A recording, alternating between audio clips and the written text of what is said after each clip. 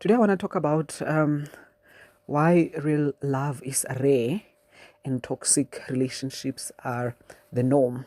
All right. Um, I've recorded this video about 4 or 5 times already.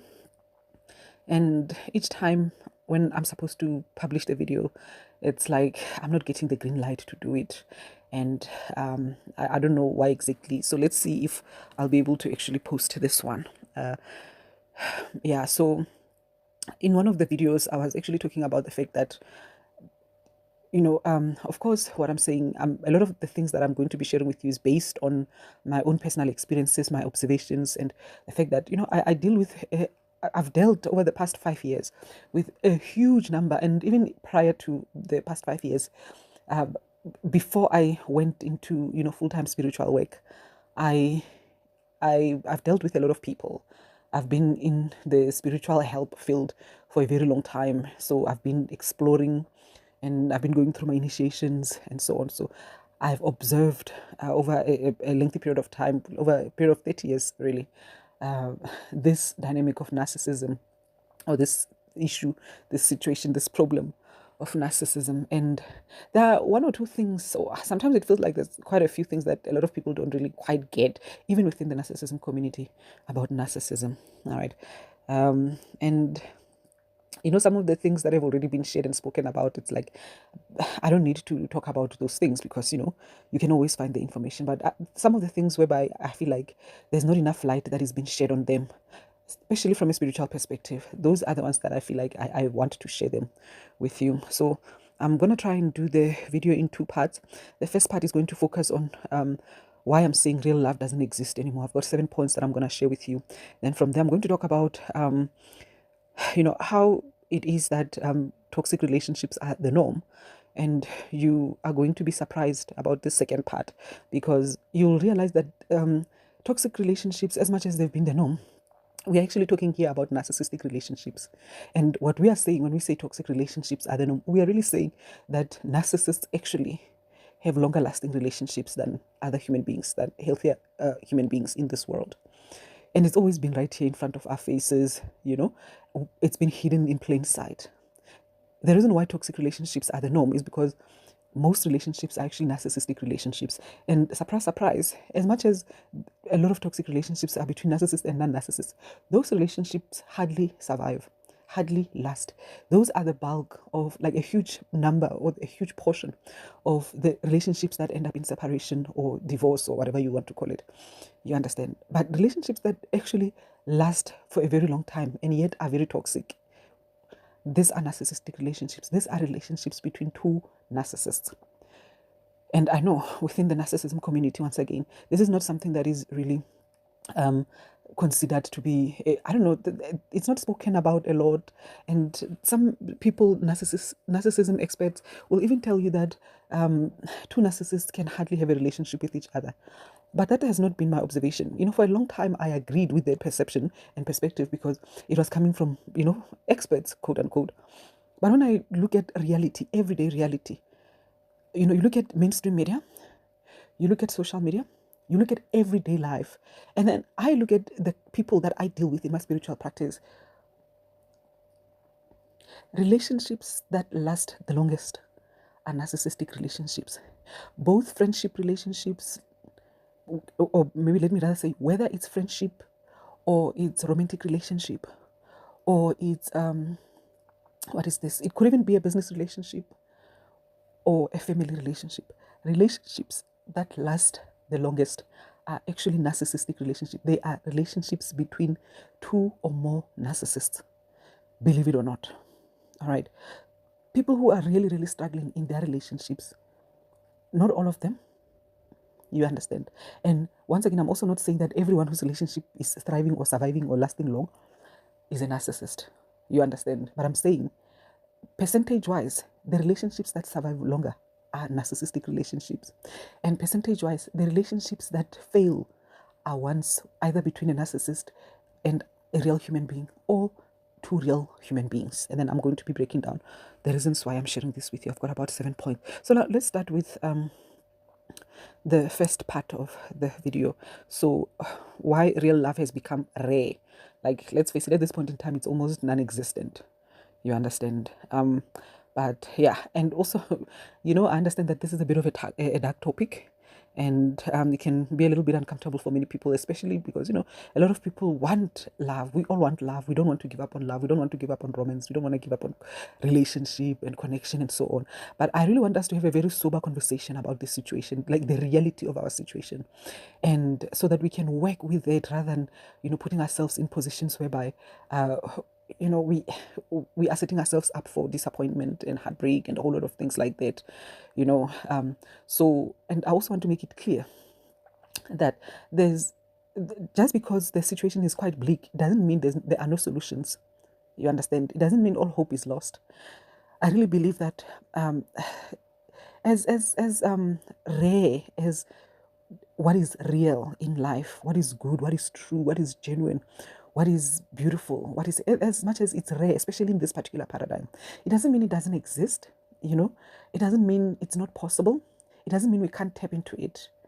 And also, I also want to make it clear that it also doesn't have to necessarily be in the form of a romantic relationship, that thing that is real, true, and genuine and loving. You understand? It doesn't have to come in the form of a romantic relationship per se. You understand? But there's true goodness and benevolence that exists in the world. It's just rare because of the fact that we have been hijacked. Humanity has been hijacked into this upside down world. You understand, this overlay of a false reality that we are living in. And so as you would know, based on any encounter with a narcissist, what they do is they come with their own false reality and they try and just put, like, literally paint that false reality on top of your true reality. And then it can come across as if your true reality doesn't really exist. But if you peel off the layers of that fake paint there, many a times you're able to see that, there's actually always been the true and real and genuine thing. Maybe it was a face brick there the whole time, but the narcissist was trying to make you think that this is a building painted blue or I don't know, purple or whatever. You understand? So this is what we are dealing with. It's just that it's rare to come across true reality, where true joy, peace, happiness, love is, but it doesn't mean it doesn't exist. And so one of the reasons why I want us to enter into a position of reality about this situation, to be clear that this is what we are really dealing with, rather than deceiving and fooling ourselves to think that the situation is any other way other than how it really is. The reason why I want us to do that is so that we can allow ourselves to be able to work with what is available to us. You understand? Rather than trying to, as I said, set ourselves up for disappointment. Okay. There was something that I wanted to say. Okay, it's not coming through, so maybe it will come through as I go along. So anyway, let me just say also, I know I keep saying that, let me clarify, let me just say that, yeah, anyway. So I'm not trying to be cynical, all right, but I also want us to be as realistic as possible. We are spiritual people, but I really love spirituality, or for me personally, I prefer to be spiritual and practical. And the kind of practical that I'm talking about is not necessarily one that conforms to the system of this world per se, or the standard of this world per se, but I believe that it's one that prefers to align more to truth and reality, more so than anything else. And I really believe that truth and reality is more practical than anything else. Many a times these things that we are told are practical out here in the world are really just something else. All right. So one of the things that I noticed is that for a lot of people to enter into some really healthy relationships, we find ourselves dealing with these things where, many people actually find themselves dealing with a situation where before they eventually are able to tap into, the kind of relationship that they would want to be in, they find themselves waiting for quite a lengthy period of time. And many a times, a lot of people find their true soulmate, if we should put it that way, quite late in life. And I don't believe that the issue has to do with the person as much as it has to do with the kind of society that we are living in, the kind of world that we are living in. And then, even then still, those situations, it's still a small percentage of the population, particularly when you're talking about real human beings that are able to achieve that. You understand that point, that experience where they eventually meet their soulmate. Majority of the people are never going to meet their soulmate. That's the reality of the situation. That whole thing of happily ever after is most likely not going to happen. And most likely, happiness is going to come from other sources. You understand? It's almost as if we're going through a phase, in humanity's journey, where people are having to come into peace with themselves and to be able to see and appreciate themselves as whole or wholesome human beings, complete, needing no one else to, further their completion or something along those lines. This is the phase that we are at now, and we are forced into that because of precisely the upside down nature of this world. All right, so let's start with the first point here: why love has become rare, in this world. Number one, this world is designed for toxicity. This is an upside down world. That's why we call it the matrix, or the narcissistic matrix, or the soul trap, or whatever it is that people want to call it. But it's an upside down world. You understand that we are living, humanity has been hijacked into something else other than what humanity has originally been designed for. Humanity has always been designed for sovereignty, even though the word sovereignty lately, I see that someone was saying, no, it's not sovereignty, something else. That's another story for another time. But for that that a certain kind of freedom, a certain kind of self-government or something along those lines. The words are not coming to mind because I'm flowing. I don't have notes for everything. But humanity has been designed for divinity, you understand, to be divine. But the upside down world that we are living in does not support that divinity. It has been designed to precisely diminish or demolish that divinity. You understand? To chop humanity down to size, so that humanity can be reduced into an animalistic state rather than for humanity to shine its true and radiant light as, the divine beings that we all are. This world is very perverse, all right? It's designed for perversion and toxicity. Everything, just look around you. You are not going to fall short of perversion or toxicity. You understand? Literally, from the air that we breathe all the way to the media that we consume, everything has been perverted. Everything is toxic. Right? Human beings are presenting themselves in ways that are very, very demonic to the most part. You understand? In most instances. These days, it's always refreshing when you come across human beings that you are able to interact with without really dealing with a lot of toxicity or distortions or some strangeness. You understand? It's quite refreshing to deal with that. It's a rare occasion. You understand? So how much more now for true, loving, and healthy connections and relationships? And here we're going to really focus a lot on romantic relationships. But understand this problem isn't only having to do with romantic relationships. This problem is far-reaching, like all forms of relationships, all kinds of relationships that you can imagine. Particularly even the family relationship. It has been perverted, it has been distorted. We are dealing with situations where love is rare. You understand? Love has become so rare that, as I said, it's refreshing to really come across genuinely warm people in this world. Because once again, even warmth in an upside down, perverse, toxic, cold world is a rare thing. It's very rare, because that being warm in this world can put your life in danger. You understand? It takes a lot of courage to be warm at heart in this world. And also, it can, put a target on your back, just being warm at heart. And warmth is attacked in this world. Warmth is not appreciated. It's an upside down world. So everything is perverted. Everyone talks about how important it is. And this is one of the things that used to really get me as a child, growing up. Because I grew up in a narcissistic society. Here in South Africa, narcissism is the norm. This is one of the reasons why I really believe that there's very little to no focus on the topic of narcissism here in South Africa, is because And I don't know, I really believe it's all over the world, and it shows up in its own way in different parts of the world, like in different countries, different places, and so on. But I want to talk about South Africa here, and I want to say that here in South Africa, I really, really believe that majority of the population are narcissistic. All right, regardless of the race, regardless of the gender. Even though, yes, we could still say that more narcissistic people are male than female, but we have a lot of narcissistic females in South Africa as well. So, but majority of the population is very, very narcissistic. And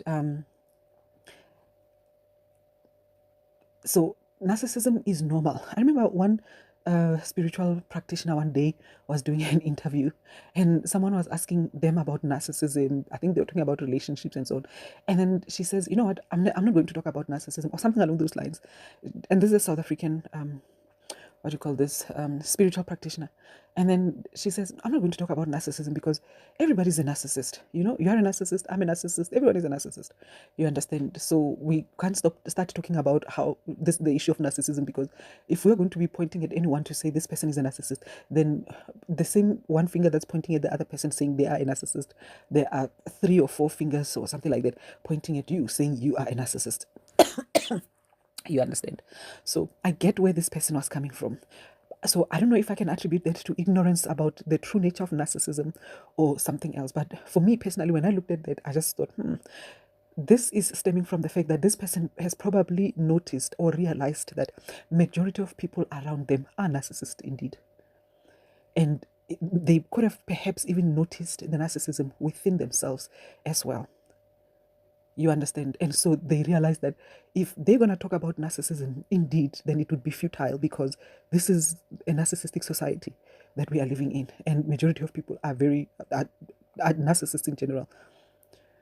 So, and you know, the thing about, which is the point that I was trying to make, that as a child, this thing used to get to me. The thing about a narcissistic world is that it's full of gaslight. It's not even funny.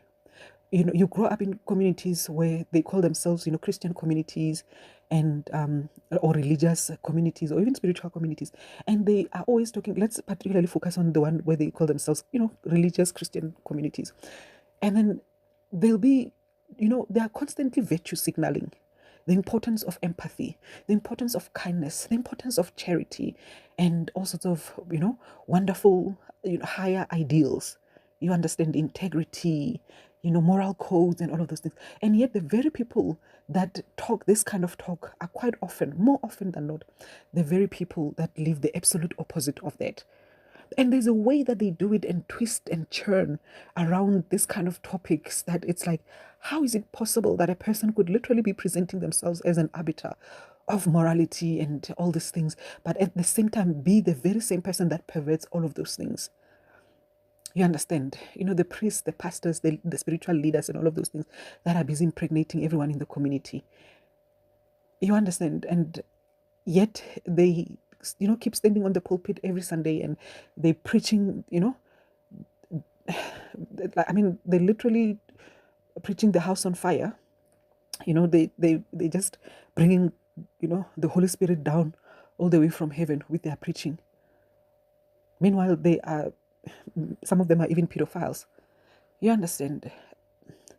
So, and then, of course, there'll also be that twisting of, no, what's the word?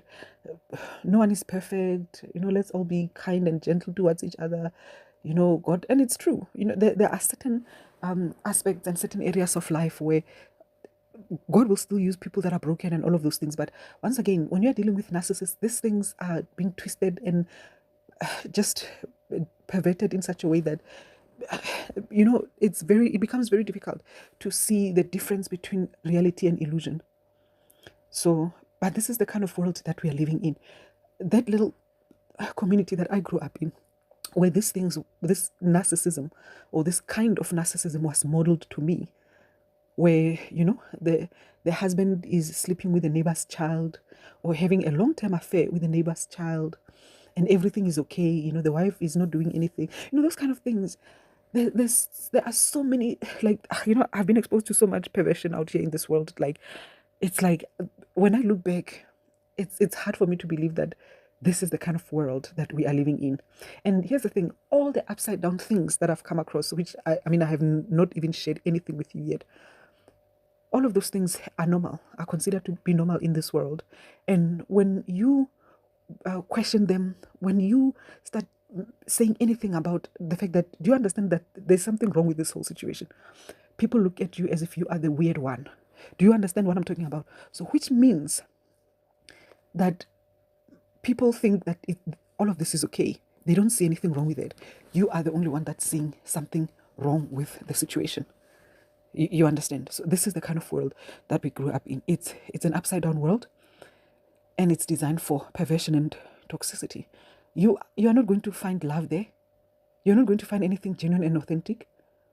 You're not, because the nature of the environment feeds perversion. It doesn't feed anything else. It's not conducive for anything else. It's only conducive for madness. So basically, literally, just like how that movie Alice in Wonderland goes, you go to the Mad Hatter's tea party, and it's all madness. It's like everything about the situation is upside. It's crazy. It's madness. But you are the only one that notices that the whole thing is absolute madness. And everyone else sees everything as it's okay. And perhaps that's why they keep telling you that there is no room for you.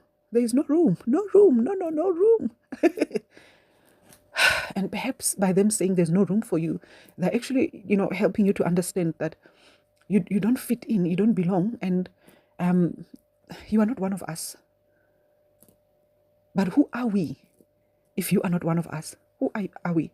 We are most likely, narcissists, NPCs, and we are operating according to a particular stream of consciousness. We think the same way, we think in an upside down way, and we don't see anything wrong with that. We don't question it. We are not negatively impacted by it, even though it's evident that it's impacting us negatively, but we don't see that negative impact as a negative thing. We are okay with it. The only thing that we see as problematic is you that's questioning the whole thing. You understand? So it's an upside down world. So in that environment, you'll really come across love, because you'll really come across real human beings.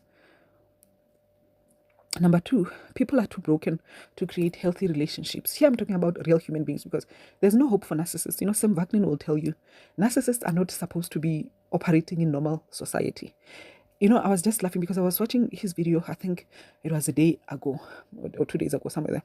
And he was saying this, just talking about this whole thing of narcissism, how that even the world of mental health has really just missed the mark when it comes to dealing with narcissism.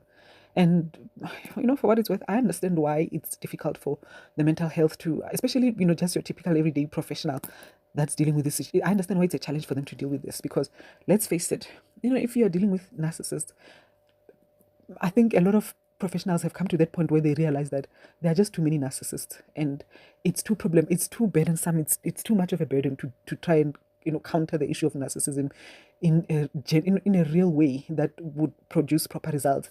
There's no incentive, there's no tools, there's nothing in our world that makes room for that. In fact, the system protects narcissists more than anything else. That's why in most instances you are hardly able to tell a person that, or able to diagnose the person as a narcissist. Like it takes a lot to be able to end up diagnosing a person in a lot of professional fields, you understand, let alone anywhere else. So, but Sam Wagner was saying that narcissists are not supposed to be treated as normal people. You understand? They're not supposed to be treated as normal people. They're not supposed to be allowed to do a lot of things that they are allowed to do here within society. And now going forward, and chances are even previously with whatever it is that I've shared, I probably might have butchered some of the things that he said. So this is my understanding, my interpretation, and it could be very erroneous, all right, when it comes to what he said. Okay, so it's like, once again, my interpretation of what he says is that, of course, we all know that narcissists are not capable of, creating healthy relationships. They can create relationships, but they can't create healthy relationships. You understand? Narcissists are dangerous, not only to themselves, but to society. So such kind of people should not really be allowed to be operating as if there's nothing wrong with them when we know there's everything wrong with them, because narcissists operate according to an opposite system of consciousness. You understand? They are the opposite of what a real human being is. What benefits a real human being is destructive to a narcissist, and what is beneficial to a narcissist is destructive to a real human being. So this is why you cannot treat a narcissist as if you are treating a normal human being. So a narcissist should not be trying to have a relationship, for example, a romantic relationship. A narcissist should not be trying to start a family, raise a child, or raise a family or anything. A narcissist should not be trying to do a lot of things that normal people are doing. Narcissists should actually exist in some kind of an isolation place or whatever. You understand? But here's the problem. This is my take. All right. The problem is this. If we were to take narcissists out of society, do you understand there'll be no one else? Like there'll literally be a very, very small number of people left. I'm in my mind now, I'm just thinking of those pictures from the 1700s and the early 1800s, where there are these big buildings, and then there are these itty bitty teensy weensy people that look like ants, and there are very few of them, and they look lost in front of those buildings. It's like they just were dropped off on a long distance train trip or something like that. And yeah, it's like they've just literally inherited this big world that they don't know what's happening, who was there, what was going on. So it's like the world might just end up being that empty. You understand? Because the main thing that stands out there in those pictures is the emptiness of the whole thing. It's like the world looks empty. You understand? It's like, where are all the people? There are very few people, and most of them look lost. They look like they've been planted there. They don't look like they belong there. They are not matching with the buildings that are around them. So, and I'm not saying that's what would happen, but chances maybe that's what would happen, if narcissists were to all be gone and real human beings would remain. Maybe real human beings would still not be matching, because this world has become, a very artificial world. So maybe we won't match with the world, because definitely we are not artificial people. So we might not align with the artificial world that will be around us or would be around us. But anyway, my point is, if you were to take narcissists out of society, there would be very few human beings left. You understand? Very, very few. As I said in my previous video, 30 to less than 30% of the population is real human beings. It's a lot of people. It's a huge number. If 8 billion is a real number, then just imagine 30% of 8 billion. It's still a lot of people. You understand? But majority, 70%, that's my take. That's my take based on my own observation. Because I've observed as a child and all the way up until I became an adult. Everywhere that I have been, I've observed there were few to no genuine people. Majority of people around me were literally operating as NPCs, non-player characters, as if they are under some kind of a program of sorts. And majority of them were operating at a very, very low vibrational frequency. Were operating at the level of narcissists. Very aggressive, very hostile. Regardless of the reasons why it is that they could have been that way, the point is they were that way. Very few where you could see that this is a genuine human being who has been broken somehow. There were some. But majority of the people have almost always been narcissistic. So people are too broken to create healthy relationships in this world. Okay, too broken. So we're not talking about narcissists. We're talking about real human beings. Real human beings, the majority of them, it's almost as if, once again, their system itself operates in such a way that the way I see it and the way I have observed, most real human beings, which will often be referred to as empaths or light workers or things like that, isn't it? Most real human beings find themselves getting born in narcissistic families, and then you find that they are either the only one, or there's only maybe two of them, or something along those lines, but they are the minority in narcissistic families. Most real human beings are born in the worst of the worst families. And as such,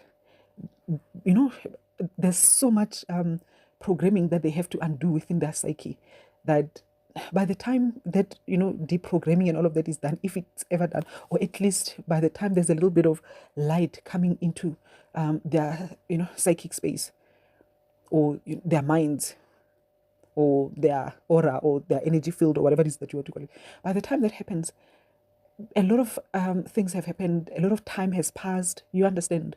So very rarely do real human beings catch a real, quote unquote, psychological break. You understand? They are constantly dealing with battles. They are battling a toxic family during childhood, and then during adulthood, they are battling having to undo the distortions that they had taken on from childhood. So they become preoccupied with all of that to a point where it's very difficult to outright impossible for them to create real healthy relationships. And in my journey and my observation, I've noticed that it's not easy, but it's sort of like more possible for females more so than it is for males. You understand? A lot of women are able to somehow do the work, go inside and start doing the cleaning work and all of that and everything. But then even then still, it comes at a price, because the minute you begin to do the work here, and begin to clear your energy and all of that, in most instances, society, you no longer become aligned to a lot of things about this world. And then a lot of women that I speak to will even, say, I don't have friends. I don't have a lot of friends. Or I don't have friends. I'm just a loner. You understand? And this is because the minute you begin to do the cleaning work, the clearing work, the removal of distortions and all of that, a lot of people in your life that you thought, were your people, it becomes very clear that those people were not even supposed to be there. Many of them are actually narcissists themselves, and they begin to fall away. They begin to fall out of your life. You understand? So, but then it's also another challenge that you then have to deal with. The fact that you somewhat, to a certain extent, become a bit of an outcast, in society, because you are no longer conforming to the standard and the system of this world. You're no longer running according to the same clock that everyone else is running and operating according to. You understand? So that can be a bit of a blow, for someone, because, you might have been used to operating in a particular way, and then all of a sudden, or maybe you might have had a fear the whole time of, being outcasted, and then all of a sudden you're having to deal with that whole thing of being outcasted. And once again, even as you do the work, it doesn't mean that narcissists automatically are no longer in your life. In most instances, you continue to deal with narcissists, and they might use your unique lifestyle against you in some shape or form. You understand? Or they might try to. So that becomes another battle that you find yourself still having to fight. I think, when I say this, I'm remembering a lady, I forgot her name, but she is, I think she's a Jewish lady. Should I say Jewish or Hebrew? I think it's Jewish, right? The name is slipping through my tongue.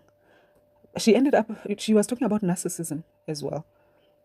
She ended up having to, like, completely shut her channel down, because I think it was even hacked. And a lot of horrible things where, like, she was severely attacked for talking about narcissism. And she not only was talking about narcissism, but she was also talking about her own family, because she exposed the narcissism that she had to deal with where her own family was concerned or is concerned. You understand? I forgot her name. She was also a tattoo artist. And she, Batel Skater, that's her name. Batel Skater. I don't know if she's still running the channel, because I haven't been checking it out for a while, because last time when I was looking at it, she was basically checking out. She was saying, I'm no longer doing this, or something along those lines, and she was broken down. You could see that she was dealing with a lot. All right. So this is what real human beings find themselves having to deal with. As soon as you begin to see this thing, it attacks you. You understand? So it becomes another battle that you still have to deal with. So a lot of women might find themselves, having some kind of a strength to be able to deal with all of those things and finding ways through which they can navigate this difficult space of this new life and reality that they are now tapping into. Because, as soon as you realize you are dealing with narcissism, you begin to heal. As soon as you begin to heal from the distortions of this world, the first thing that you're going to see is the narcissism. Then you're going to heal from that as well. And then as soon as you heal from that as well, you begin to see how convoluted this whole situation is and how big and far-reaching the conspiracy is. You understand? And that can be devastating for anyone. And now, women, many of them, as I said, they find it somehow within themselves to be able to navigate the space. A lot of men are not able to do that. A lot of men are not able to do that. A lot of men are not able to survive that. So now this makes it very, very difficult. because which means most men end up having to give up. They end up literally resigning themselves to becoming NPCs rather than having to deal with the level of opposition that they have to deal with in order to become genuine. You understand? So most of the time, so then you'll find that because of this, real men are few and far in between. You understand? Real healthy men, like, so most real men are mostly not able to create proper relationships, genuine relationships, healthy relationships, because they're too broken to do that. Not only are they broken by the distortions and everything, but they are also broken by the fact that the system makes it virtually impossible for them to be healthy. Everywhere you go, there's a naked woman somewhere, somehow. Every time you look at anything out here in the world, there's sexuality that is literally being thrown at you. So from childhood, men and this is the biggest problem that men in this world are having to deal with, whether it's real men or narcissistic men. But this world has made it literally impossible for someone of a male gender to really live a healthy life and be self-controlled. Male people get broken from youth, from childhood. They become broken by the system in such a way that it's almost as if they become subjected to their lower selves, so that they become animalistic when it comes to their lower chakras. You understand? It's like they might be able to control everything else except their lower chakras. Their lower chakras, they just have lost control over them. So both real and narcissistic and toxic and whatever men out here in the world, they are a very, very select few men who are not participating in that. And many of them, if not all of them, it's not because that's how it's always been. Many of them, it's because they've done that, and then somehow they went through some kind of a healing process and all of those things, and then they repented, and then they decided to walk a different path for themselves. You understand? But if you've been in this world and you are a male, chances are you have tasted the forbidden fruit, and you're either still participating in it or something like that. Very rarely, like literally majority, I would say 90% of the men in our world are perverted sexually. That's the reality of it. And I'm not saying women are better, because even as a woman, personally myself, on a daily basis, I can see how that the world is trying to throw constantly perversion my way. You understand? So with that being the case, how does anyone create a healthy relationship, especially as a real human being? How do you create it's like any time a person gets into, especially as a woman, anytime you get into a relationship with a man, you almost always know that this person is going to cheat on you somehow. You understand? Because there's always a woman that's willing and ready to throw themselves at this man. That woman can be toxic, or they could be a narcissist, or they could just be a broken real human being, but there's always going to be someone that's going to throw themselves at the man. And it's highly likely that the man has no control of their lower chakras, that they are going to fall prey to the temptation.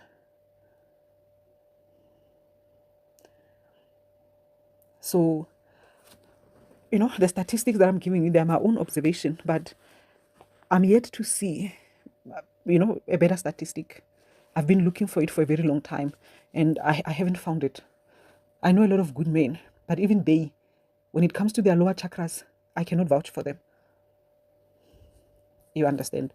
So this is the kind of world that we are living in. So that's not a recipe for healthy relationships, because you might be healthy, and I don't know, you might be healthy in other ways, but when it comes to faithfulness, that's a problem. And for me personally, it's like, if you can't be faithful, then I don't know how is it that we could call you healthy, in any way. So, because that's a signal for a much greater problem. You understand? That's my take anyway. And I'm not saying I'm perfect. I've got my own issues. I think everyone has their own issues out here in the world. But, we have to call it what it is. We don't have to sugarcoat everything. Number 3, real human beings are under attack, and they are targeted here in this upside down world. You understand? So I've touched on this one in the previous point. Definitely, if you're a real human being, automatically the system sets you up for failure. All right. So both financially, emotionally, like everything, because, they are able to trace and track us from get-go. Living Babylon, which is a YouTube channel here, a Christian YouTube channel, she will tell you about the power of the air. You understand? And she will tell you how that we are being watched, we are being monitored, because the systems of this world, and the systems that have always been here, that were meant to be used, etheric systems that were meant to be used by human beings originally, for higher purposes and everything, have been hijacked, and they are now serving other purposes such as monitoring. So we are constantly so they know who's getting born, when, how, why, and everything. And as long as you are here to do something else other than become an NPC on behalf of the system, they're going to literally be on your case all the way. This is why it's so important to have God. And I know the Soul Tribe community might start fighting with me about this, but I'm talking about God outside of the system, the true God creator of true reality. You want to have a relationship with that one, and we can always have a conversation about what that entails and all of that. And let's face it, there's no knowing for sure if any of us are really interacting with that one. You understand? We can only be confident in whatever it is that we are able to gain confidence from. You understand? But for example, when someone tells me I'm connecting to real God, there's no way of me knowing for sure that this person is really connecting to real God. You understand? I can be convinced that I'm connecting to real God, and that's what I believe. But there's no way of me convincing the next person that it's real true God that I'm connecting to. But we need to connect to real true God as far as possible. And for me personally, I believe that to connect to real true God is to connect from the depth of your heart, from your empathic state. You understand? As long as you have a genuine heart, you have a pulse within you, I really believe that when you reach out to a higher power, you are really reaching out to true God creator. And I believe that when you don't have that empathy within you, then you are most likely connecting to other creatures and other beings and all of those things. That's my take on it. So, but it's important to connect to a higher, to true God creator, because only true God creator can overcome the darkness of this world. You understand? I don't believe that there's a lot that we on our own, particularly like from a materialistic or from a limited humanly perspective, are able to overcome this opposition that we are dealing with. I believe that only a higher true God creator aspect of ourselves is able to overcome this thing, this demonic force that is really working against humanity. Number 4, there are more toxic people, aka narcissists, than there are real human beings. The scales have been tilted on the wrong side, all right, or to the wrong side. This is what we are dealing with. This is why it's virtually impossible to create healthy relationships, because the environment is not conducive for healthy relationships. There are way too many toxic people out here in the world that for real people to really thrive, it's a little bit of a challenge. You understand? It's a little bit of a challenge. Most of the time, as a real human being, before you finally meet another real human being whom you can be able to create a relationship, particularly a romantic one, with, you would have had to come across quite a large number of toxic, probably non-real human beings first. You understand? So, and eventually some people end up giving up even. You understand? So there are just way too many toxic people in the world, way too many toxic people in the world, way too many narcissists in the world. So this is why love has become more rare, to non-existent. Number 5, relationships have become they've become way too much work, right? Way too painful for people who genuinely want to give and receive love. All right. So, and let's face it, relationships are no longer even really about love anymore. It's about something else, which we're going to touch in point number 6. But yeah, more so than anything else, it's more costly these days. And I really believe that this is by design, because people are broken, then there's just too much opposition, then there's just too much cheating that you have to tolerate and deal with. It's too much. It's too much to deal with relationships these days. It's too much work that you have to really put in to, be able to maintain relationships than if you were to just give yourself a break. Particularly romantic relationships, isn't it? Like, it's like way too much work. It's like for most people, especially as real human beings, it's like, nah, I'd rather just take care of myself than put myself through all of that. You understand? And let's face it, in most instances you invest so much of yourself and then you come up empty-handed at the end. This is one of the reasons why love is just too rare. Number 6, relationships have become transactional. And once again, this was by design. The system has set things up in such a way that you can't have a relationship that is just not transactional. You can't have a relationship whereby love is the primary goal and motive and aim and everything. You understand? Like, the only way to have a relationship in this world is when you are very clear that it's very transactional. What can I get from you? And also, if you are someone, especially for real human beings, if you're someone that doesn't value a lot of the things that this world has to offer, you are at a disadvantage where romantic relationships are concerned. Because once again, the narcissists of this world see that principle as something to be taken advantage of rather than something to be appreciated and cherished. Meanwhile, you as a real human being, you're thinking, if I could find someone who really values genuine love than material things of this world, I would really be excited. I would really cherish that person. And then you come across narcissists who at first present themselves as, no, we're not about materialistic things. We're about, just the genuine love. And, I love you for that as well, blah, blah. And then very quickly you realize this person is in the situation for what they can get, not for anything else other than that. Like, this is an absolute transaction. And this person is here to make sure that, they, they get more than what they give. The cost is way less than the yield.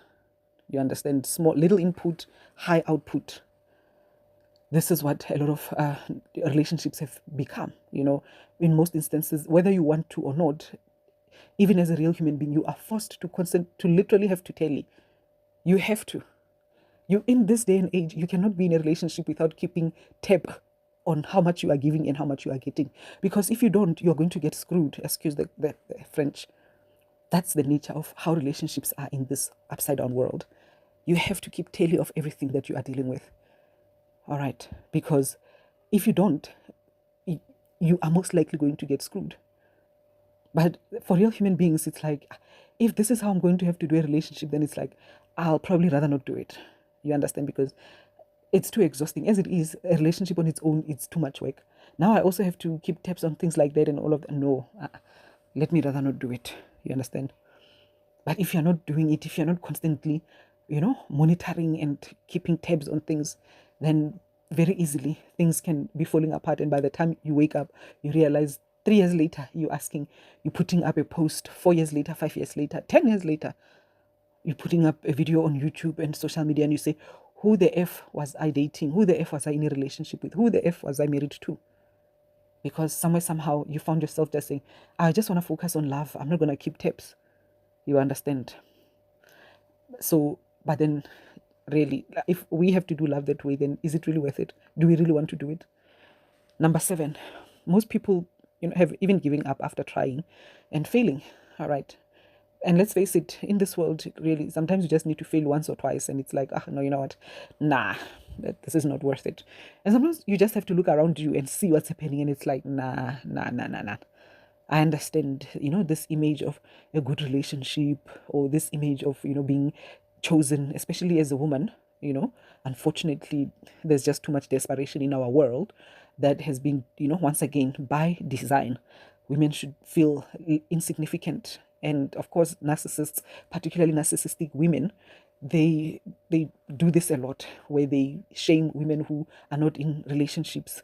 You understand, there's something wrong with you. You can't keep a man. No one will tell a man you can't keep a woman, but they will tell a woman you can't keep a man. How crazy is that? It's like most predators in this world are men. Most offenders in this world when it comes to relationships are men. But the most people who are judged in terms of when it comes to relationship failures are women. Once again, it's by design. It's intentional. All right. And so despite all of that, a lot of people, especially women, have come to the point where, because here's the thing, a lot of men can be single. Men cannot stay on their own and be alone, because men really, really look creepy when they are single. You understand? You are single, you don't have a child, you are basically just living out alone. That is very creepy. Okay, which is quite unfortunate, but that's just how it looks. All right. Whereas women can be alone. They can, be single. You understand? They'll still endure judgment. They'll still be treated horribly by society, but they can still do it. There are more single women out here in the world than there are single men. And it's because this society is not friendly to single men. It's not as friendly, not in that regard. Like, it's not very accommodating. The society will welcome a single man if a single man is looking for a woman. But if a single man is just wanting to be on their own, society does not embrace the single man. You understand? Because society sees that single man as creepy, because society gatekeeps everything. But society will still, shame the single woman, but it will accept the single woman. You understand? The widow, the divorcee, and all of that. So it's easier for a lot of women to just be single, but it's horrible for men. And not only is it problematic for them in terms of society not accepting them, but most men just cannot be on their own. Most men are very, very codependent where relationships are concerned, both based on their lower chakras and just psychologically. Most men are babies. Like, most men need their mothers. Most men, they have some serious mother issues, mommy issues. I've seen it. Most men, one of the biggest reasons why they can never be single and why, to the most part, they have many, many women in their lives is because they have some serious mommy issues that they have not healed. Whether it's a real man or it's a toxic, narcissistic man, the same applies. So, and yet, in most instances, even the real men who are broken like that, they have given up on relationships, but they're just not going to be alone. And then a lot of women who give up on relationships, they literally give up on relationships and they don't do relationships at all. They're like, I'm done with this. I don't want to do it anymore. And then they don't do it anymore. So they give up. Most real human beings do give up on relationships and have given up on relationships. So which means, once again, the pool becomes smaller and smaller. Then love becomes very, very rare to non-existent in this world, because this world was never designed for true, genuine, authentic love anyway. So now let's go to the second topic. So as I previously mentioned, this is one of those things that are so right up in all of our faces, but it is hiding itself in plain sight. All right, and this has to do with the fact that most relationships that last longer, to a point of literally, till death do us part type of a situation, people dying at a ripe old age or whatever age that they get to, it's most of those relationships are actually narcissists in relationships with each other than real human beings in relationship with each other, or a real human being and a narcissist. So we're going to look at 7 points as to how that is the case. But I've definitely observed this, I've witnessed it, and yeah, I know very, very few to little relationships, literally less than 10% of the relationships that I know are consisting of real human beings. You understand? 90% of the relationships that I know consist of two narcissists, or narcissist and some other twisted or distorted personality type, like pardon me, but it's usually two toxic people in some shape or form. It's not two healthy people. All right, so this is the reality that we are living in. Okay, and interestingly, most of the people that I have even been observing as I was growing up, now I see it, it's like, everywhere, it's like across different ages. But when I was still growing up, the people that seem to be, the relationships that seem to be, quote unquote, thriving in a materialistic way, that is, and by thriving I mean lasting long and having the appearance of, a perfect relationship or a good relationship or a perfect family type of thing. This is the generation, I think it's the Gen X's, but once again, it's here in South Africa, many of the people that I was observing. All right, but Gen X's and millennials, in fact. All right, though this is the group that I was observing. I didn't really have a lot of exposure to the baby boomers and others, but I've seen that even with them, most of the relationships that lasted long with them had to do with toxic people in a relationship. It was not really healthy people in relationships. It was just two toxic people. Okay, so most of the relationships that failed were relationships between real human beings, or relationships between real human beings and some other toxic person. Chances are a narcissist. So most real human beings are not able to sustain a toxic relationship. You understand? So this should have been my first point. And maybe let me explain this under the first point. And the first point here, with regards to the second part, of today's video. The first point is toxic relationships are more the norm here in an upside down world. All right. So toxic relationships are the norm. We just haven't realized it yet. Or maybe when we say toxic relationships are the norm, many of us will be like, yeah, that's true. Toxic relationships are the norm. But we don't realize the deeper implication of this statement. You understand? It's like we are brushing over the deeper implications. And the deeper implication is that the reason why toxic relationships are the norm is because we are talking about the fact that most relationships consist of narcissists. All right. And then we can take it further and talk about the fact that most relationships are between two narcissists. That's why they are toxic. Other relationships, as long as there's a narcissist there or some disordered person, some distorted human being there, as long as there's some dark personality in that relationship, you best believe it's going to be toxic. But usually those relationships don't last. They often fall apart very quickly. And I know of people who, stayed in toxic relationships for a very long period of time. And the end of those relationships was not good. We're talking about real human beings. Most of the time, if a real human being remains in a toxic relationship for too long, their toxic relationships becomes the end of them. Most real human beings don't survive toxic relationships. If a real human being tries to remain and endure and tolerate a toxic relationship, half the time, or majority of the time, it comes at the cost of their lives. That's why in most instances, real human beings never remain in toxic relationships. But when we're talking about the normalized relationships that are toxic, and by normalized, we say, these are relationships that most people see as relationship goals. You understand? Meanwhile, these are actually toxic relationships.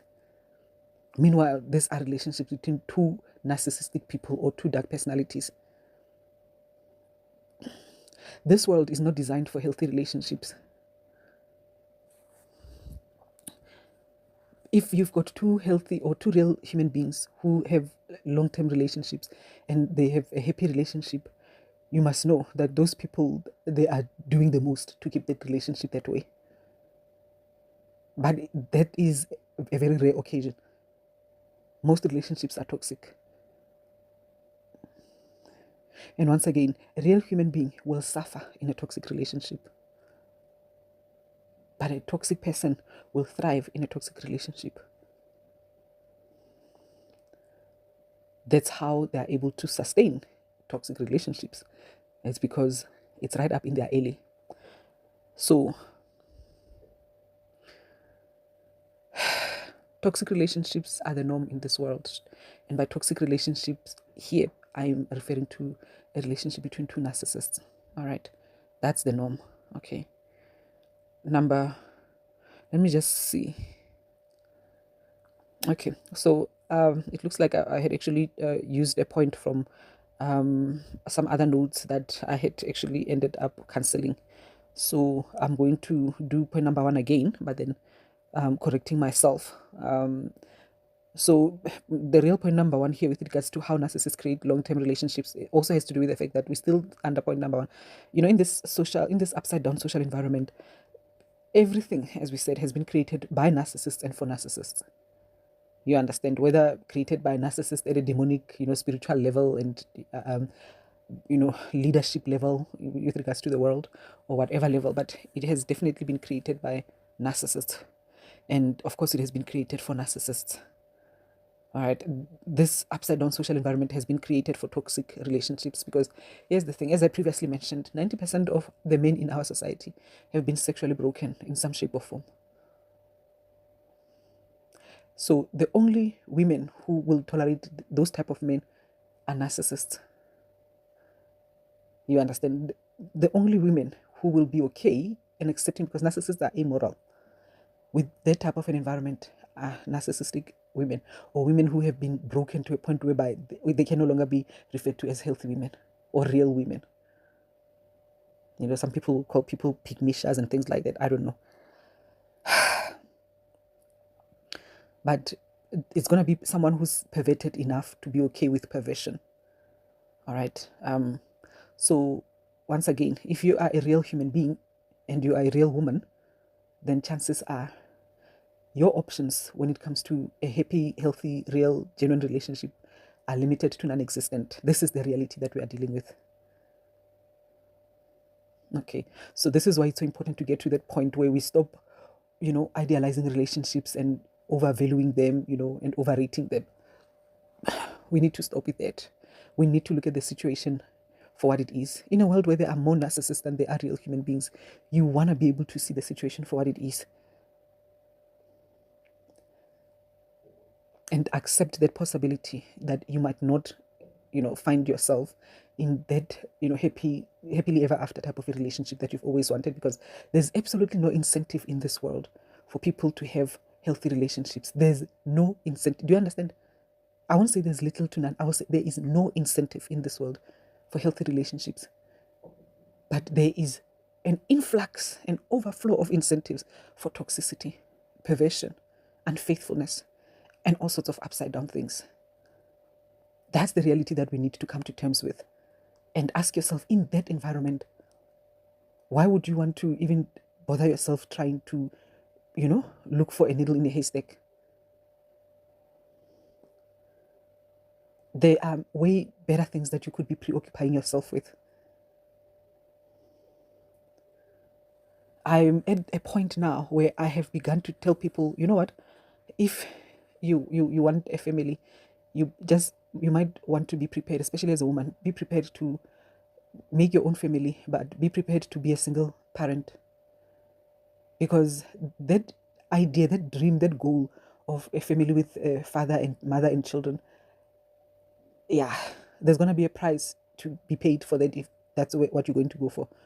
Because chances are you're going to have to deal with a whole lot of problems that come with a relationship in this day and age. And then you're going to have to deal with the fact that this person is not going to be faithful to you.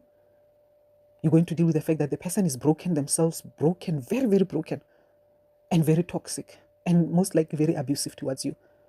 You're going to deal with the fact that your children are going to be exposed to this person who is most likely not even supposed to be in a relationship, because most men in our day and age do not qualify to be in a relationship. This is the reality of the world that we are living in. Most men literally look the part. They look right on paper. But when it comes to the practical aspect of reality, they are not ready for relationships. They are literally not relationship material. They are not built for relationships. Most men, if they were to be honest, the ideal thing for them would be this one-night hookups and all of those things. But a relationship is one thing that they most definitely should not be playing around. I was just watching videos just now before I started doing this recording on YouTube here. And these are videos that come from other social media apps, TikToks and Instagrams and things like that. And these are women who are coming up about, and just sharing information about discoveries that they are making. You've been in a relationship with a person for 3 years only to find out that you are a side chick and you didn't even know. Only to find out that the person that you're in a relationship with is married. But this is the social environment that we have created. Do you understand how many compartments that men are able to create for their lives in this day and age? And not just men, even women as well. But most of the people that I deal with, for example, in my spiritual practice, that even the people that are saying these things, it's women. Most instances, victims of bad relationships are women, more so than men. It's like the system has broken men and turned them into predators. And it has broken women and turned them into victims, into prey, vulnerable prey. And then the system keeps selling this idea to women of this happily ever after type of romance situation, relationship, and I speak about soulmates and all of those things as well from time to time. But I do not want to, set people up for failure to an extent whereby I'm not going to share this information as well. I know very well there are soulmates and twin flames and all those beautiful things. I know they are. These are spiritual things. However, simultaneously, I know that this world is so broken that we need to be able to manage our expectations, especially as spiritual people.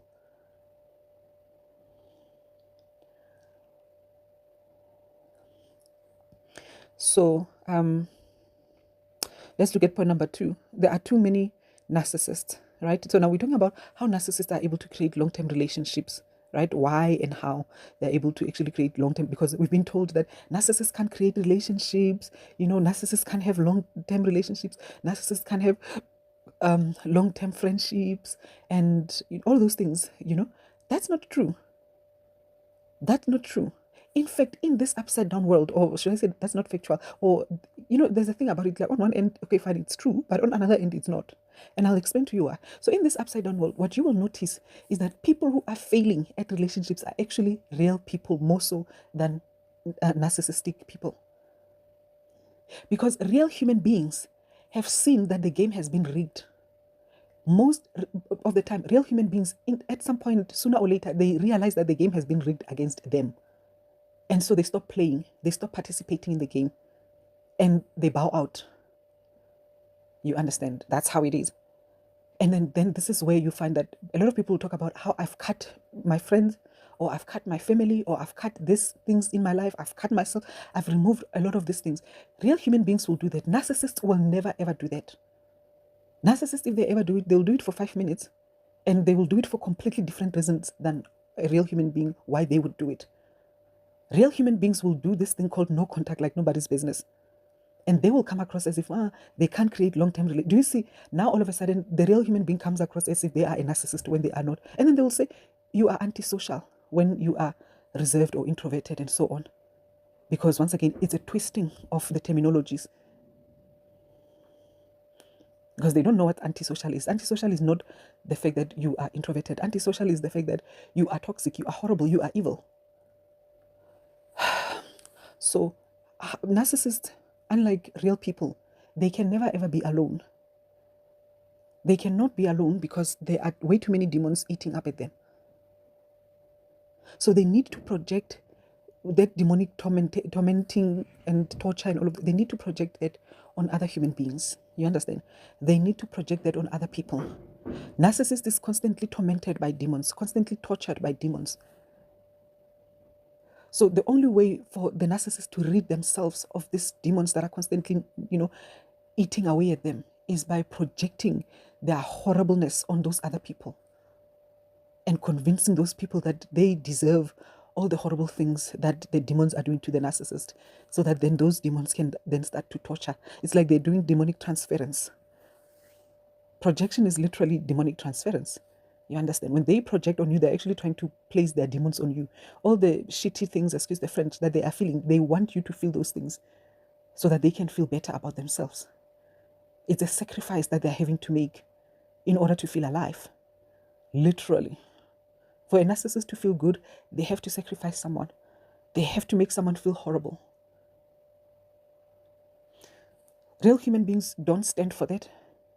Narcissists will tolerate all of that because it's right up in their alley. Okay, so narcissists, there's too many of them out here in the world, okay? And because there are too many of them, of course, in the same way that, we as normal real human beings run into narcissists and get into relationships with them, narcissists also run into other narcissists and get into relationship with other with those narcissists, because there's just too many of them. And yes, some narcissistic relationships don't last, but most of them do. And most narcissistic relationships far outlast any other relationship. Let's look at our celebrities, our beloved celebrities. We all know many celebrities, and many of them are narcissists. And you ask yourself, how are these people able to stay in a relationship? Precisely because they are both narcissists. That's why they're able, and we're going to break down, in these 7 points, how that they are able to have those long-term relationships. There are some times when narcissists clash to a point whereby they are not able to have long-term relationships with each other. But most of the time, I tell you, most of the time, they are able to actually sustain long-term relationships with each other. Okay? Remember this many a times, and one of the reasons why it's hard to actually realize that there are too many narcissists out here in the world is because most people expect that for a person to be a narcissist, that means they are constantly hostile and, they're always, causing outrageous problems and all of that. That's not a lot of narcissists. You understand? Most narcissists are low-key narcissists. What other people can call covert narcissists.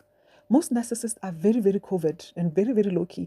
And especially here in South Africa, once again, most narcissists are what people would call woke or conscious narcissists. They have a certain level of self-awareness. You understand? They have a certain, so basically they are aware of this. Unlike when you're dealing with narcissists who are not really aware of what they are and they are confused. Those are rare. Majority of the narcissists in our world, they know exactly what they are. They know what they are, and they know that there's a spiritual element to it even. Many of them even practice spirituality with that knowledge and understanding. From that knowledge and understanding, basically they use this narcissism, to their spiritual advantage. You understand? So they are absolutely aware of what they are, and they are working with the narcissism. And so most narcissists, and many times you could even call them psychopaths or whatever, I don't know. But most narcissists, especially as I said here in South Africa, they are covert narcissists.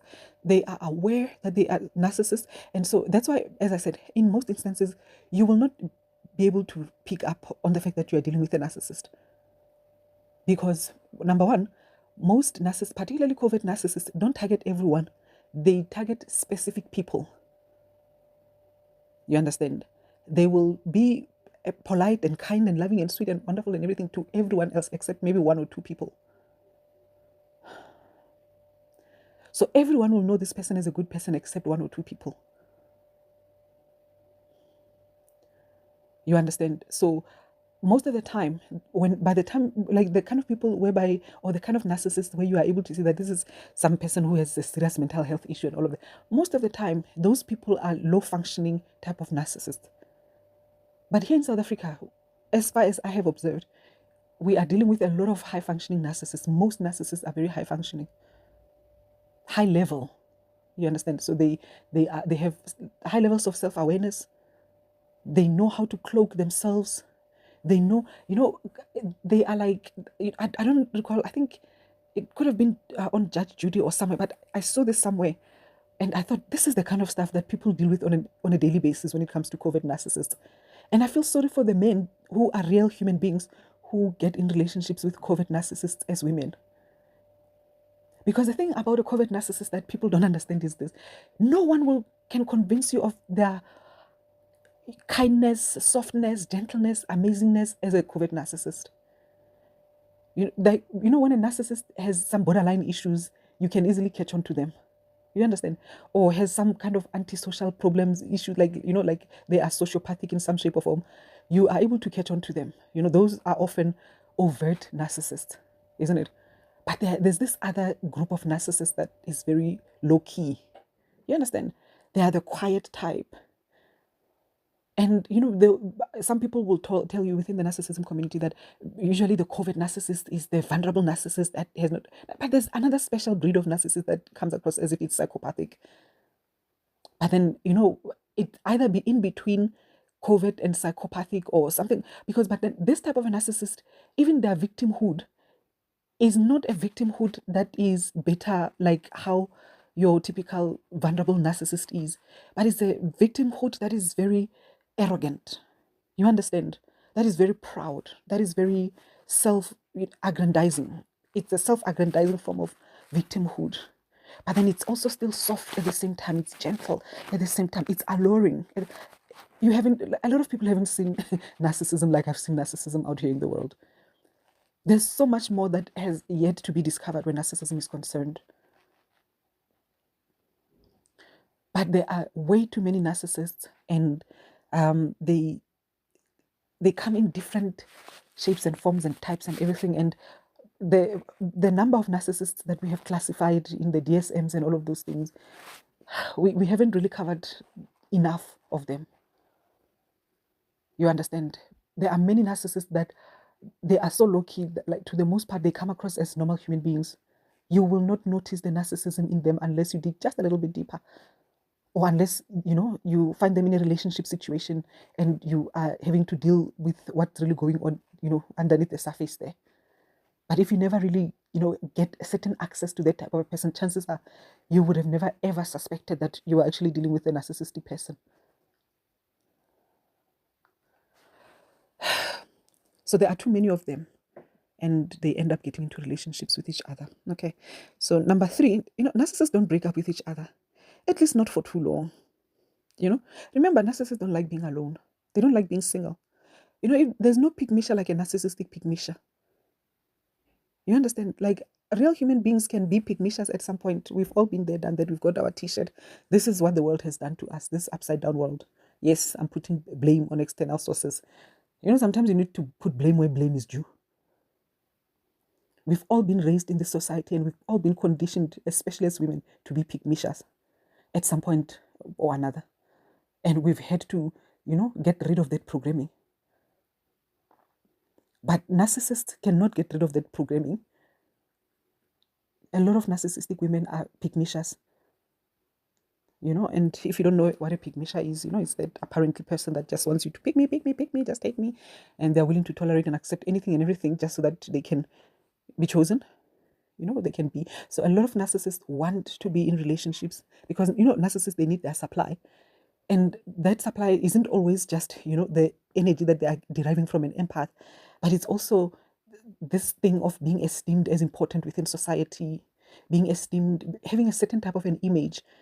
That's very important for narcissists, you understand, because that's another way in which they are able to validate their false self. So, and nothing validates a narcissist than, having some kind of a relationship in their life. It doesn't matter how broken that relationship is, as long as there's a relationship there, as long as they're able to talk about their partner, their baby daddy, their baby mama, things like that.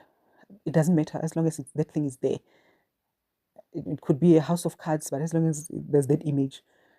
So this is one of the reasons why narcissists hardly ever, when they get into relationships, they hardly break up. Yeah, very rarely. Usually when a narcissist ends up walking away from a relationship and never even hoovering the person, that's when that person is a problem to, like a serious threat to their image. You understand? And usually it's real human beings who are a serious threat to the narcissist image. And yes, sometimes it can be other narcissists because, sometimes they do sabotage each other in that way. You understand? But in most instances, a narcissist would rather stay than go. If there's anyone who is, as I think this is Lisa A. Romano, she says, narcissists are more codependent than codependent. And she's right.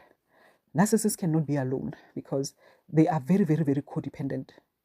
They need other people to reflect back at them. And it doesn't matter who that person is. Whether it's a narcissist or an empath, they need someone. It doesn't matter. They need someone to reflect them.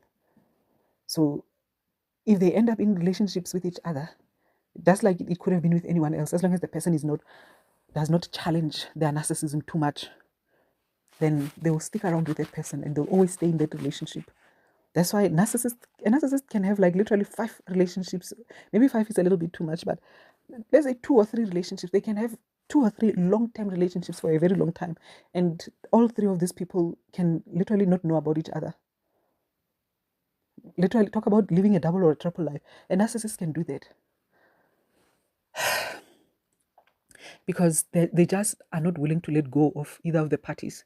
And as long as the parties are willing to hold on, the narcissist will keep holding on to them as well.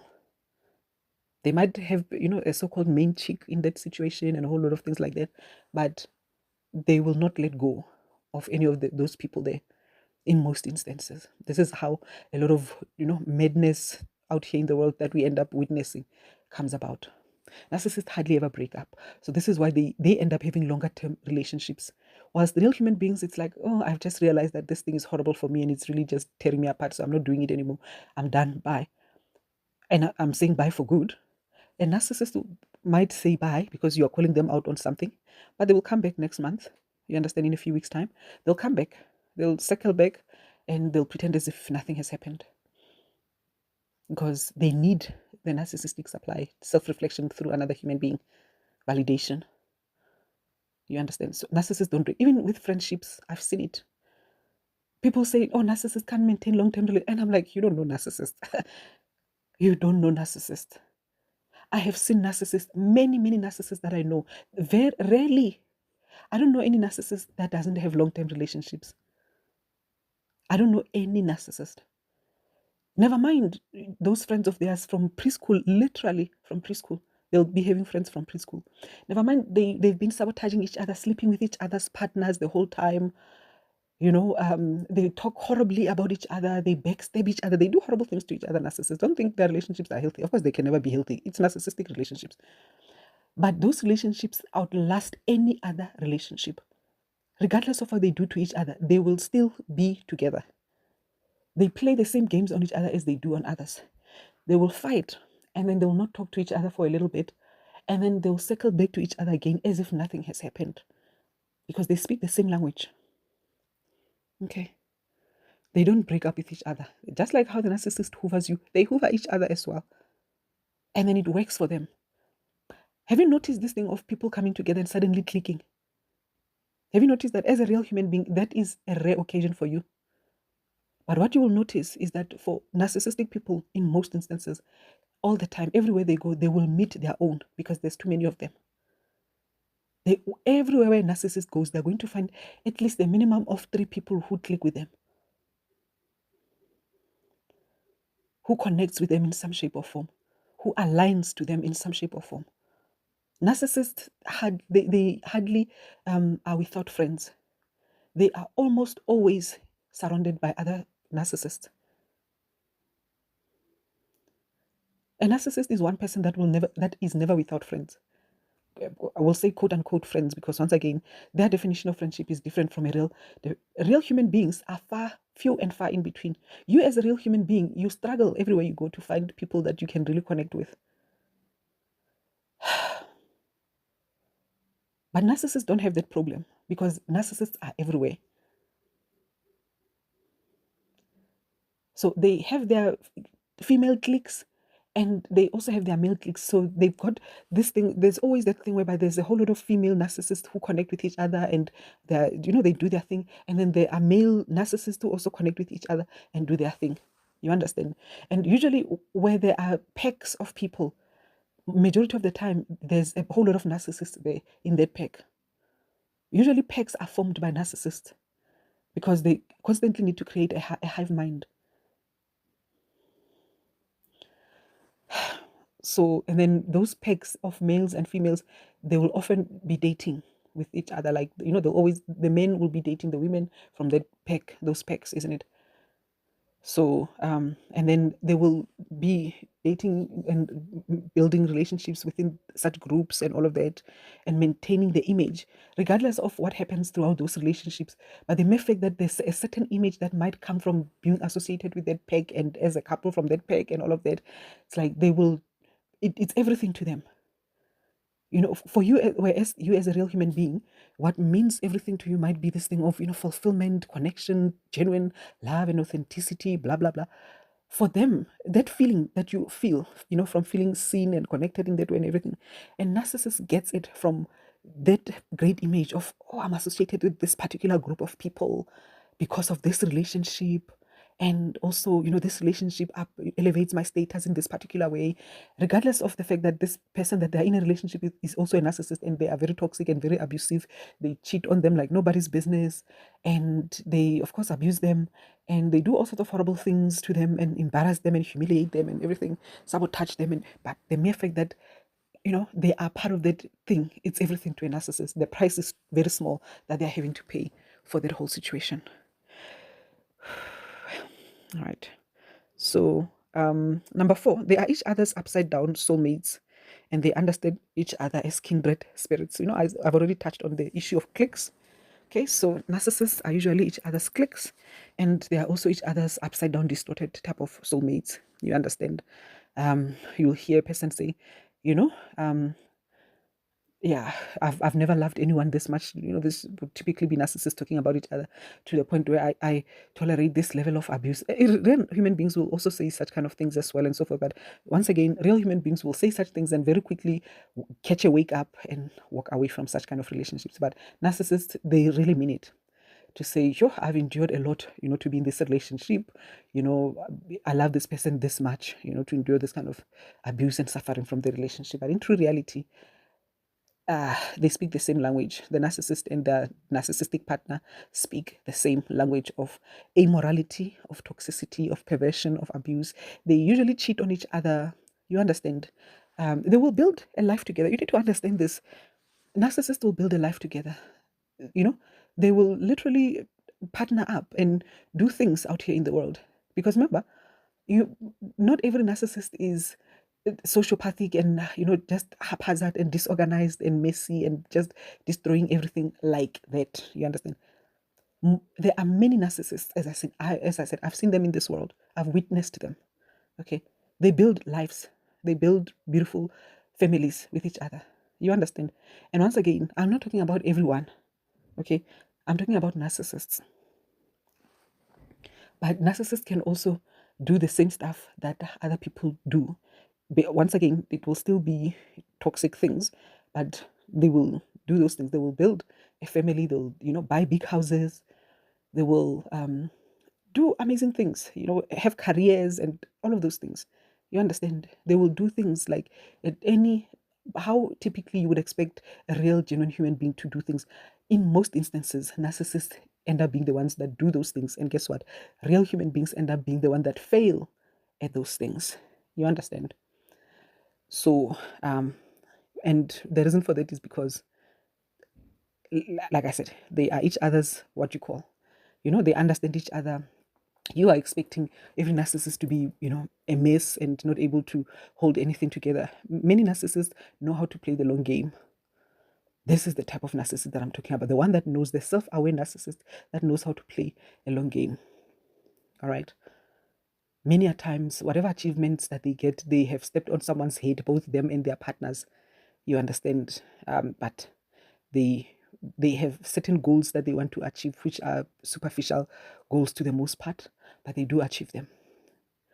All right. So many a times they appreciate each other because no one can tolerate the toxicity of a narcissist like another narcissist, and narcissists appreciate that, believe it or not, from each other. They appreciate that because narcissists are very much aware. Once again, especially if you're dealing with self-aware narcissists, they are aware when you have little to no tolerance for their kind. So as a real human being, of course, you will have little to no tolerance for their kind. They are aware of that and they don't appreciate it. But if you are their kind, usually, especially, if you, let's say, the man and, you are a woman and you are that covert, psychopath type of narcissist and all of that, in most instances, you'll have a certain level of tolerance to their BS. Because, of course, behind the scenes, there are things that you yourself are doing, isn't it? The narcissistic man will appreciate this type of a woman because she'll stick by her. When they say ride or die, the narcissistic woman will be the ride or die for their partner. They will tolerate everything. The narcissist will cheat on you, on their narcissistic partner like nobody's business. They will do the most horrendous thing to this woman. She will stick around. Okay. A real human being will usually fall apart. Like they will break down. They will break down to a point whereby, as I said, they might end up losing their life. Not so a narcissistic woman. A narcissistic woman will have the wherewithal to be able to withstand all of that and come out standing strong, because even being victimized by their narcissistic partner is narcissistic supply for them. So, and then the narcissistic men appreciate that level of tolerance from a narcissistic woman. A narcissist likes it if you are able to tolerate abuse. But unfortunately, only narcissists can do that. You see, this is how they become each other's soulmate. Number 5. They share the same values and expectations, superficiality, immorality, perverseness, and all of those things. They are the same. They are the same people. They share the same values. Usually you as a real human being, when a partner is very superficial, many times in the beginning, a narcissistic person will be like, I'm down to earth, I don't like superficial things, blah, blah, blah. But as soon as, the relationship commences and continues, suddenly you realize this person is as superficial as hell. It's like this person is more interested in a whole lot of crap that you could not give a damn about.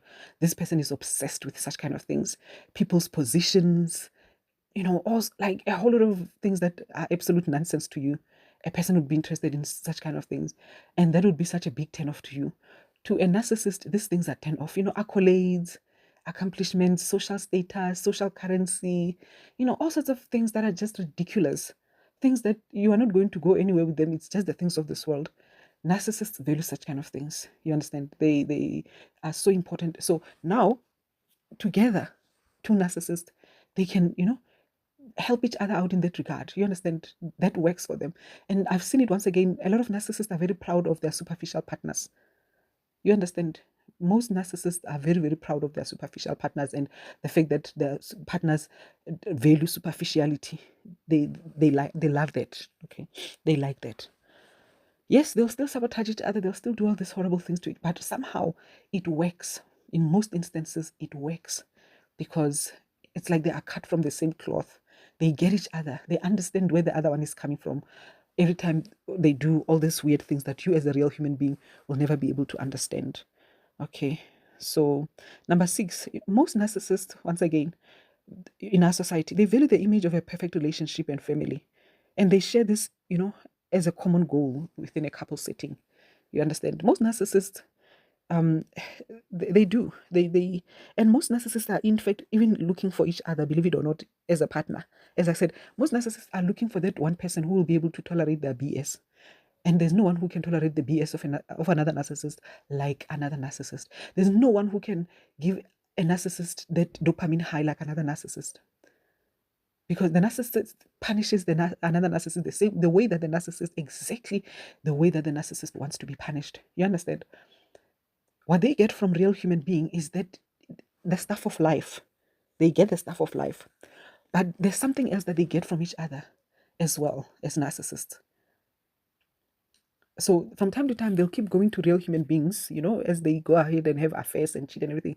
They'll come across real human beings and they'll extract the stuff of life from real human beings. But there's something that they get from each other that they value. You understand? So you could say that the stuff that they get from real human beings is sort of like the stuff that might create some kind of, divine favor, sparkle, and all of those things in them and everything. But a narcissist is the kind of person, for example, just an example, they are not into genuine food. You get what I'm saying? But they understand that they need genuine food to feel healthy, to feel alive. So that's why once in a while they'll go to empaths and they'll extract stuff from empaths. But very rarely do narcissists value empaths to an extent whereby they would want to have long-term relationships with them. To the most part, most narcissists prefer to have long-term relationships with narcissists, with other narcissists. Because as I mentioned before, there's something that they get from other narcissists that they will never get from any other group of human beings, or particularly real human beings. You understand? If they have a long-term relationship with you as an empath, you best believe they've got other narcissists on the side that are feeding their ego. But as an empath, you will never ever feed the narcissist ego, not the right way, not the way that they want. There's something about another narcissist that it's like another narcissist is able to press the right kind of buttons when it comes to a narcissist, the buttons that a real human being cannot press. You understand? So they have a lot of similar values, a lot of similar things. It's like, when narcissists look at each other, they genuinely see themselves. This is why a lot of narcissists will be defending other narcissists. Most of the time, when you hear all these horrible things that people are doing out here in the world, and you can see that this is a narcissistic person, but you'll hear other people defending those people, you'll be wondering, who is this that's defending this type of... It's usually a narcissist. Usually, narcissists defend each other because they understand each other. They understand their brokenness, their messed upness, their upside downness, distortion, perverseness. They understand it about each other. All right. So let's look at number 6. Most narcissists. Okay, we've covered number 6, right? I hope I've covered number 5 as well. I think I did. Let's look at this. A perfect relationship, family, and share this common goals. Yes, so most narcissists actually want the image of a family, of being established as people, because once again, this legitimizes them. This creates a solid image for them, which they want more than anything else in the world, isn't it? They want a certain type of image. And the person, once again, that's usually able to give them that image more so than anyone else, because remember, most narcissists are invested in that image. So usually a narcissistic partner is able to somehow give their narcissistic partner that image that they want more so than another human being, particularly a real human being or an empath. Because once again, real human beings and empaths don't value these things the same way that narcissists do. You understand? So most narcissists dream of having families and, just having this beautiful, perfect image because it's everything to them. So, and then they will come together in that way and they will do everything in their power to make sure that they maintain that. You understand? They will literally, run over anyone or anything that tries to come against that. You understand? If you come there and you tell a narcissistic woman that, your man has been cheating with me for the past 3 years and everything, don't expect mercy and compassion from that narcissistic woman. That narcissistic woman might actually end up unaliving you, okay? Because there's no way that the narcissistic woman is going to leave their man and lose their image of a perfect, family, perfect relationship for you. Many people out here in the world, many of them are narcissists. Not all of them, but many of them. You'll hear them say things like, I will never leave my partner for another woman. You understand? Just because my partner is cheating with another woman, I'll never leave my partner, because if I leave my partner, that very same woman is going to come and take my place. That's what they are worried about. Who's going to win at the end? You understand? More so than you do understand that if your partner is cheating, it means there's something wrong with your relationship. Like, to show the nature of upside downness that we are dealing with in our world, somehow, some people don't see cheating as a problem in a relationship. Like somehow, many people, literally majority of people in our society, real or narcissistic human beings, really believe that cheating is normal. Cheating is not a deal breaker in a relationship. You understand? Which means that really, like, we don't have to look far to be able to see how upside down our world is. All right. So let's look at number 7 here. Most narcissists would rather die than lose the social currency of a perfect relationship and family. Okay, so this is one of the reasons why they have much longer lasting relationships than anyone else. So all these things that I mentioned here, all the 7 points, you'll notice it's every single thing that is repulsive to a real human being. Typically, I don't know what that noise is about. There seems to be some car outside at the gate, but yeah, it's making so much noise with its hooter, and I hope you can still hear me.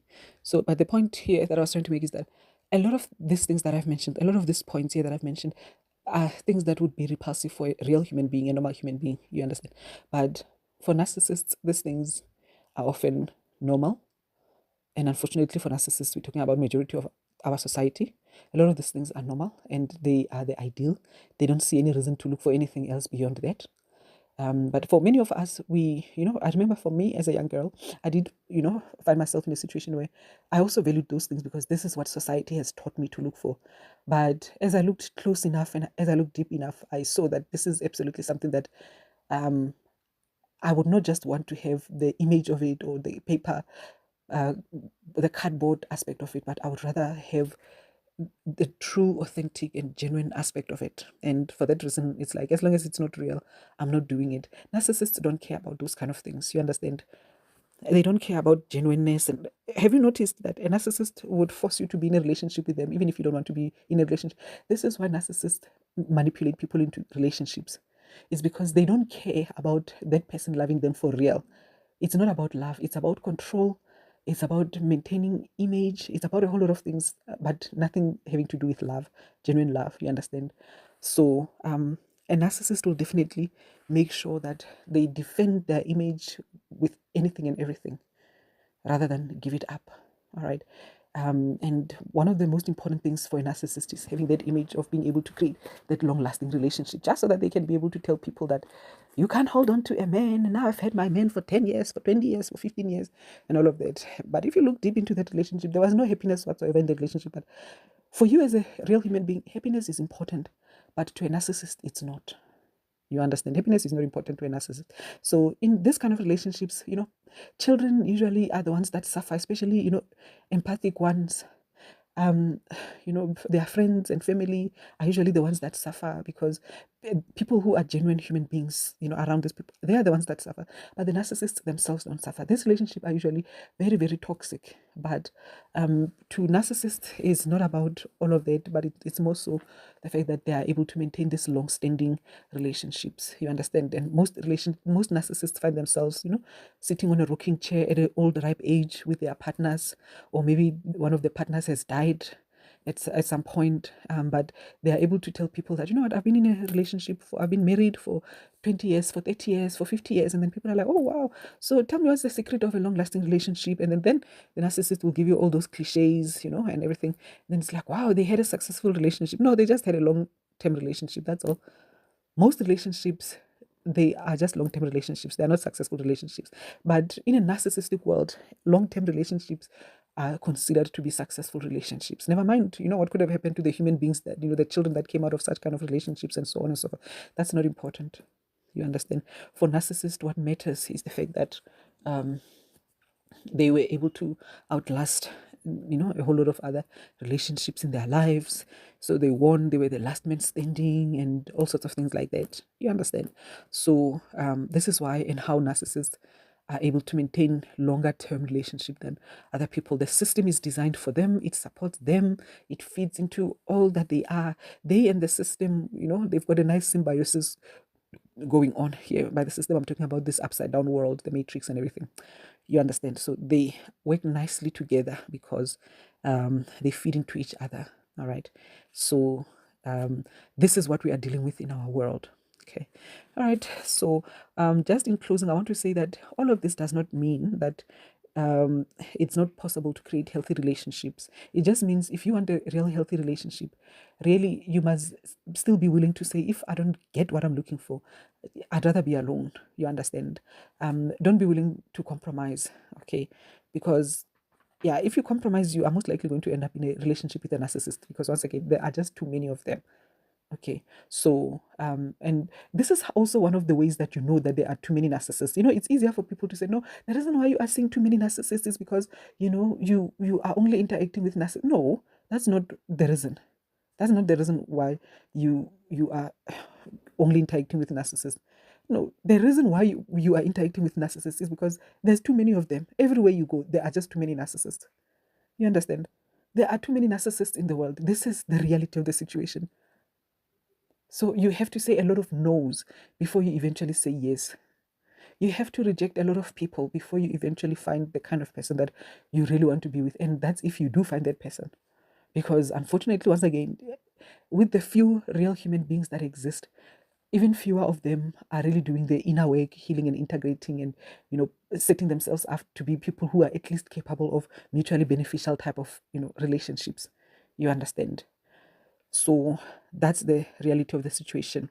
But I really do believe that, with prayer, spiritual practice, integration, healing, and all of these beautiful things that we can do, we can still bring ourselves up to that level where we are able to experience, the joy, the peace, the happiness, the love that we want, regardless of whether or not it comes from a romantic relationship. You understand? I think the most important thing the most important achievement for a real human being, especially in this world that we're living in, is entering into a state of peace within themselves. I think that's the greatest achievement that one can ever have. Because as far as I can see, everything else in this world is trying to take that away from us, trying to take that away from you and me and everyone. You understand? So that means this is your greatest possession, your peace. So I would rather, we really pursue that more so than anything else. You understand? Because relationships don't really bring joy per se. The relationships are more work than anything else. You understand? As I said, you have to be in a relationship with someone who's really, really evolved to be able to enjoy, a peaceful relationship with them.